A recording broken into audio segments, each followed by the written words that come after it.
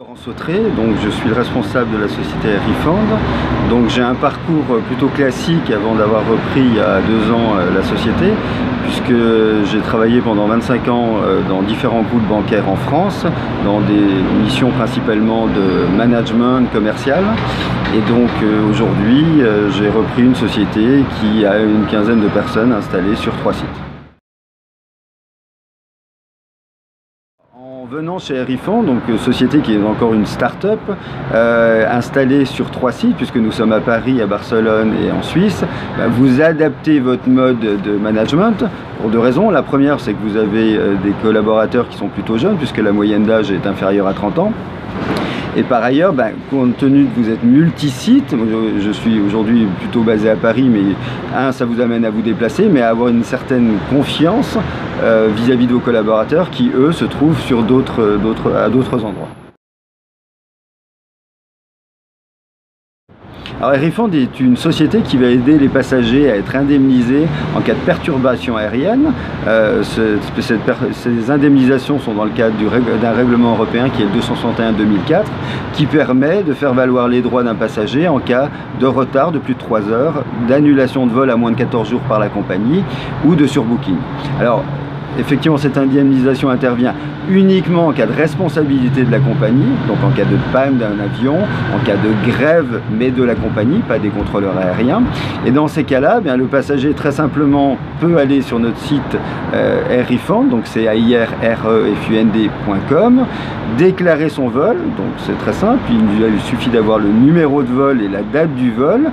Nous allons vérifier par ailleurs avec notre base de données si ce vol a été perturbé au sens du règlement, lui donner cette information en temps réel et commencer une démarche en ligne de réclamation au sens je vais demander à la compagnie de m'indemniser au sens du règlement. Donc ça c'est le travail d'Airifund derrière qui va contacter la compagnie, relancer, faire valoir le droit du passager au sens du règlement, et si effectivement la compagnie ne répond pas à cette demande, à cette requête faite par Airifund pour le compte du passager, dans ces cas-là on peut aller en procédure contentieuse avec des avocats partenaires pour inciter, je dirais même de temps en temps, forcer la compagnie aérienne à indemniser le passager. L'actualité est relativement riche puisque nous sommes en plein été et donc il y a énormément de mouvements puisque l'ensemble des gens partent en vacances, et derrière donc énormément de mouvements de rotation des vols faits par les compagnies, un certain nombre de mouvements de grève aussi qui se mettent en place, et à ce titre-là, tous ces mouvements, que ce soit grève, rotation importante des avions, etc., entraînent des perturbations aériennes qui, encore une fois au sens du règlement, vont demander beaucoup de demandes d'indemnisation faites par les passagers. Ce sera toujours une société qui, comme à l'origine, fera valoir les droits des passagers en cas de perturbation. Simplement, quel type de perturbation nous allons développer? Probablement qu'au-delà de l'aérien, nous allons développer des services liés au ferroviaire, des services liés au ferry, qui sont un mode de déplacement, en tout cas pendant les vacances, qui se développe énormément.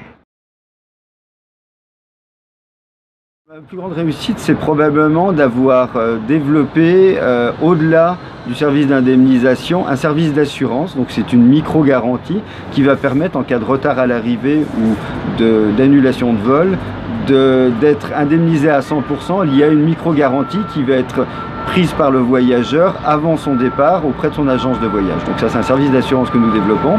Et par ailleurs, on a lancé à compter de septembre un service d'indemnisation en cas de perte, détérioration ou retard de bagages, qui, toujours dans le monde de l'aérien, qui est aussi un autre problème vis-à-vis des compagnies aériennes. Un défi, j'aurais tendance à dire, aujourd'hui on travaille avec 200 compagnies aériennes, donc on incite 200 compagnies aériennes à indemniser les passagers.